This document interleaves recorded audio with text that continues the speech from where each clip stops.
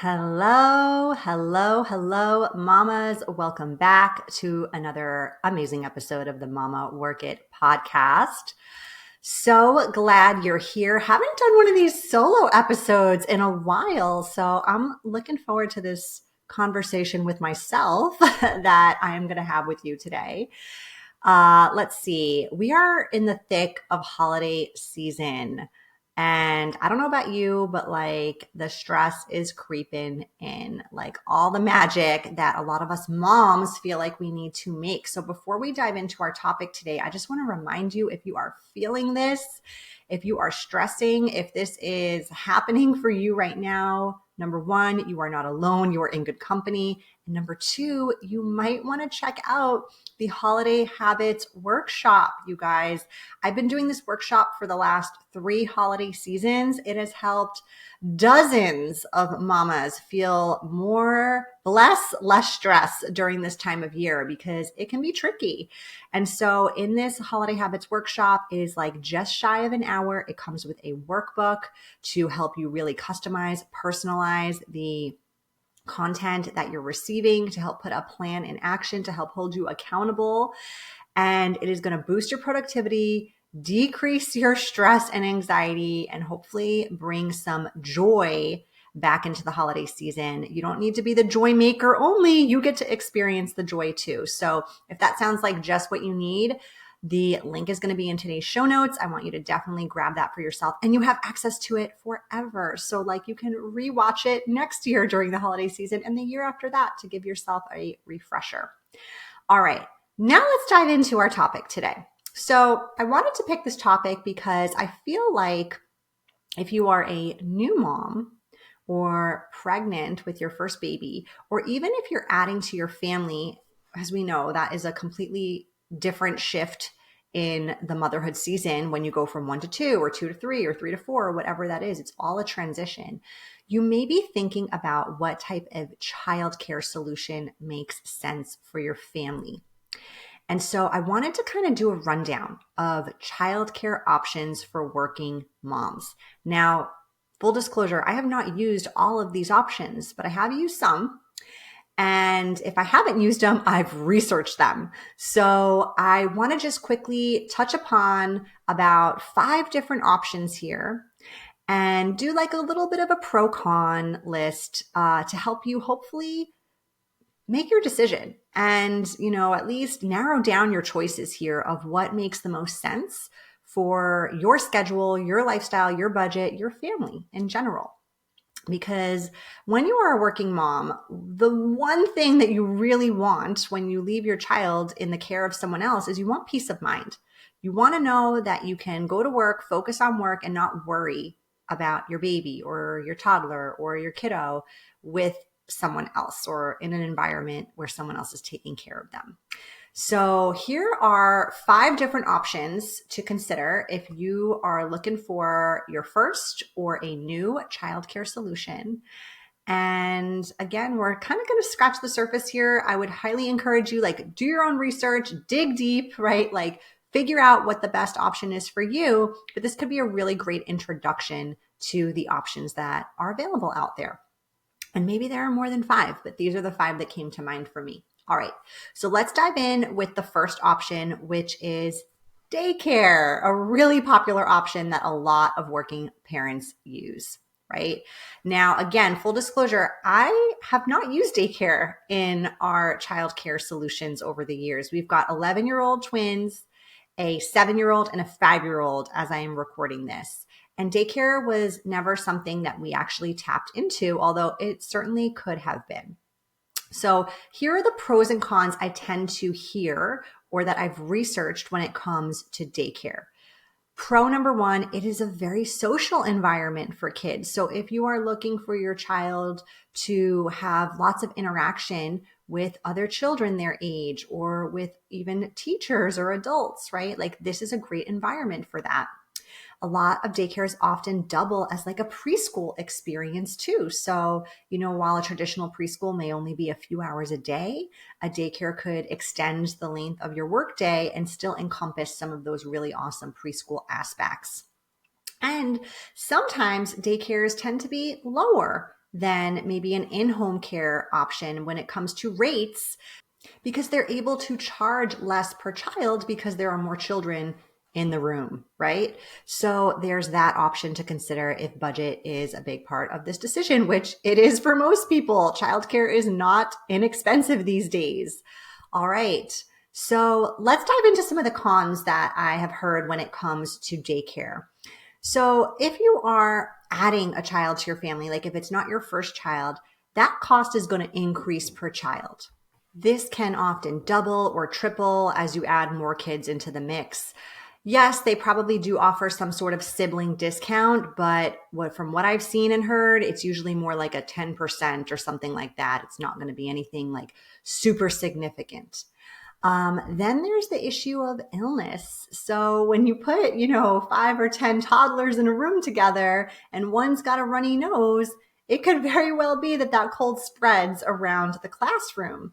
So your child is growing immunity, which is a pro, but could also be sick more often than you would like.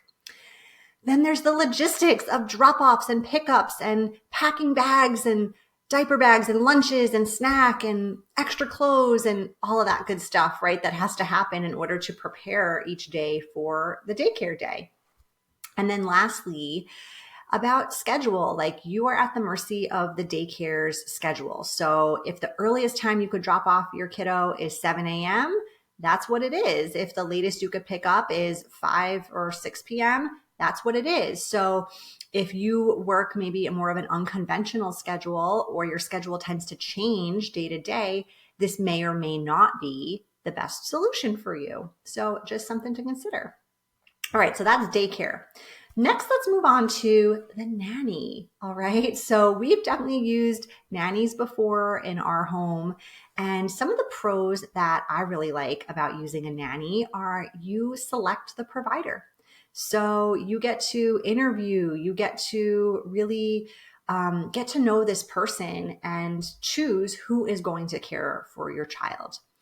It takes place in your home. So if that's something that's important to you, like maybe that your baby sleeps in their own bed or that your kids are in their own space, their own environment, a nanny is likely going to come to your house. It can be on your schedule. So unless your nanny's availability is limited or that changes, typically you set the schedule for the nanny. And it can be very customized. So for example, if you would like for your nanny to take your child to the park 3 times a week, or visit the zoo, or feed your child this or that, it can be very customized, right? And nannies come from a background of having had professional experience as caregivers.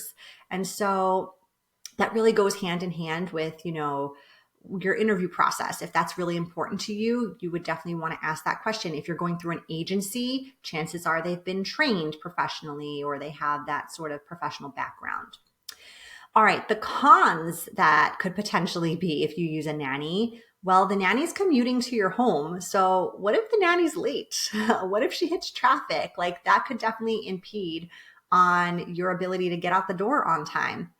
Nannies also can be expensive. So I know this was definitely one of the more expensive options when I was doing my research when it came to childcare.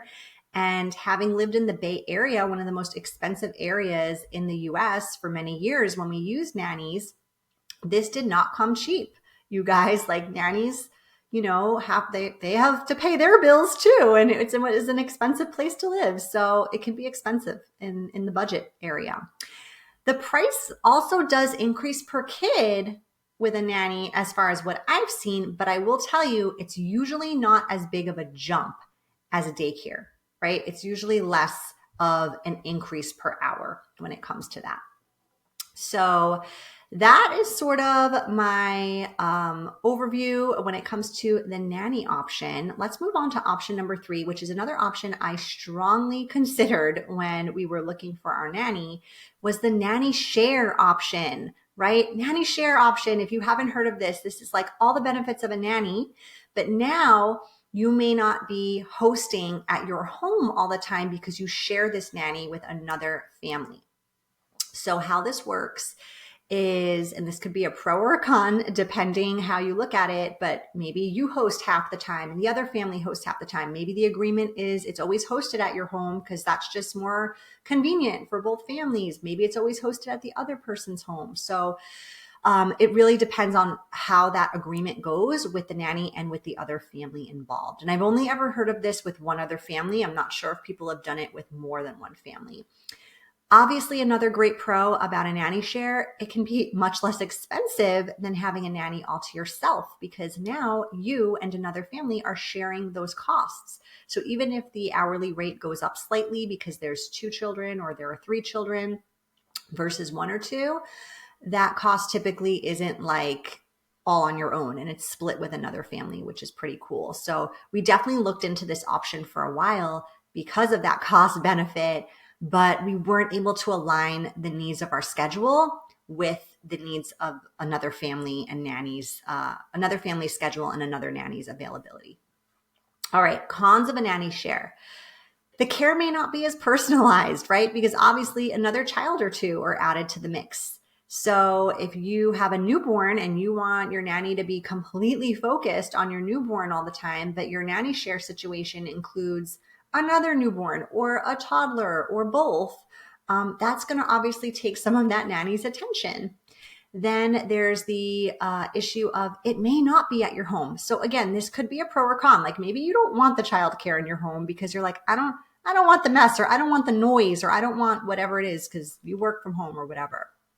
Or maybe you do prefer it in your home, but now you have to split that space with another family, or the other family really prefers it be in their home. So that could be a pro or con depending how you look at it. And again, like the con for us with this was that we needed to ensure that our needs and our schedule coordinated with the other family and nanny we were considering. And in the end, it ultimately didn't for us. So we would have had to either bend in what our needs would have been, or we had to go with another option, which is what we ended up doing. So if you're able to be flexible, or if you find a great match, that could work too. Amazing. But that is the nanny share option. All right, let's move into another option here. And this is one I know a lot about, you guys, because not only did we use this childcare option for about, gosh, what was it? Maybe 7-ish years. We used this option, but I also used to work in this childcare space for 11 years. So that is the option of the au pair. The au pair, if you've heard of au pairs, you know, these are live-in childcare providers. They come from other countries. They're typically young, between 18 and 26 years old. They stay for about a year to 2 years, depending if they want to extend or not their program. And yeah, I worked in the au pair industry on the corporate side of the house for 11 years. So I know a lot about this option, and I had the wonderful benefit to also utilize the option for my own family's childcare needs. So let's talk about the pros of au pairs. So obviously, in-home childcare, if that is a pro to you, right? Can't get more in-home than this. The au pair lives with you, right? So as far as a pro, I'll just highlight your au pair is not going to be typically late because they live in your house, right? So if they aren't in the kitchen by 9 a.m. when their day starts, you just knock on their bedroom door and be like, hello, it's time, right? They also have more flexibility in their schedule. So this can change weekly, even daily, honestly. And I wouldn't recommend this if you have an au pair. Like, it's not a good idea to constantly change their schedule because your au pair has a life outside of childcare, but you do have flexibility in the sense of like, hey, if this week the schedule is Monday, Wednesday, Friday at these hours, and next week it changes to those hours, that's okay, as long as you are communicating that effectively to your au pair and you're following some of the guidelines and important rules when it comes to max number of hours per day and per week. Your au pair is from another country. So I think this is a pro because it brings a new culture and possibly a new language into your home. So kind of an added benefit for learning for your kids and for your family in general. And big pro here, the cost doesn't change with the number of children you have. So we are a 4-child household. And having an au pair was a really helpful solution. Although most of the au pairs that we hosted came before we were a family of 4, it was still really cost effective and great. Okay, potential cons here of the au pair childcare solution. Maybe you don't actually want someone living in your home, right? Maybe that's not for you. That's okay. Maybe your home isn't really set up for that. You do need to have an extra bedroom if you want to host an au pair.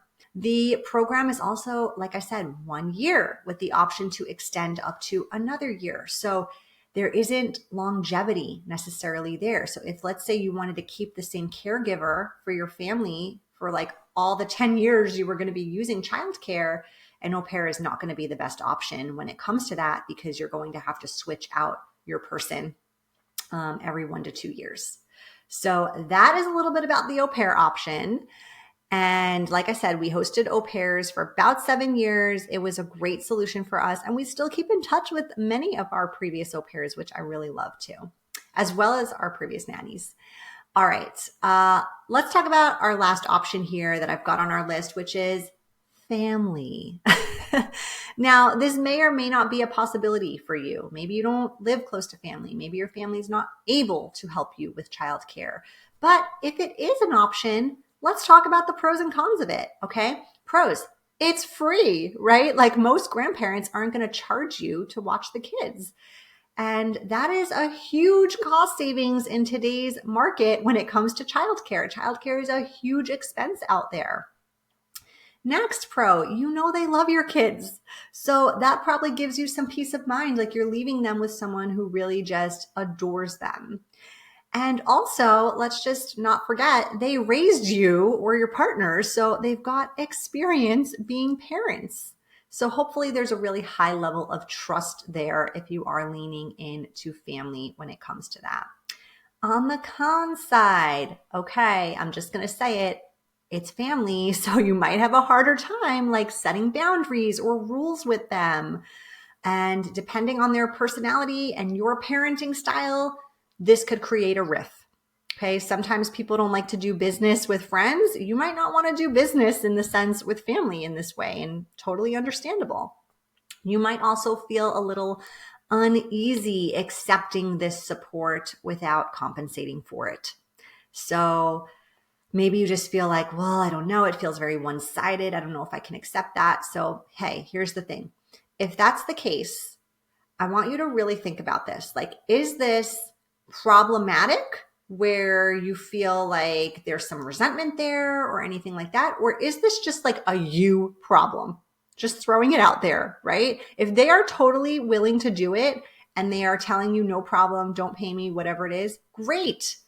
If they don't want to do it, they also need to speak up for themselves, right? Like, this is not your job to tell them what they should or should not do.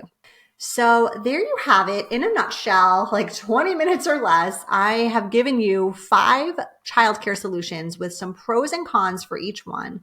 I hope you found this helpful. I hope if you are in a season of returning to work or thinking about adding to your family, or like if you're in the research and development phase of looking for childcare options, I hope this was a helpful resource to you. And I'm curious what childcare option you have used or you're currently using. So go ahead and send me an email or a note. You have my contact information in the show notes. You can send me a DM or an email or however you want to reach out and let me know. I'm curious. And don't forget, if you found this episode super helpful, to do a little 5-star rating or leave a little nice review on the whatever podcast platform you're listening from. I would so appreciate that. And that is that, mama friends. So happy holidays. I hope you are enjoying. If you are having a hard time, again, finding that joy, check out Holiday Habits. Hope you found this episode helpful, and I will see you soon. Bye.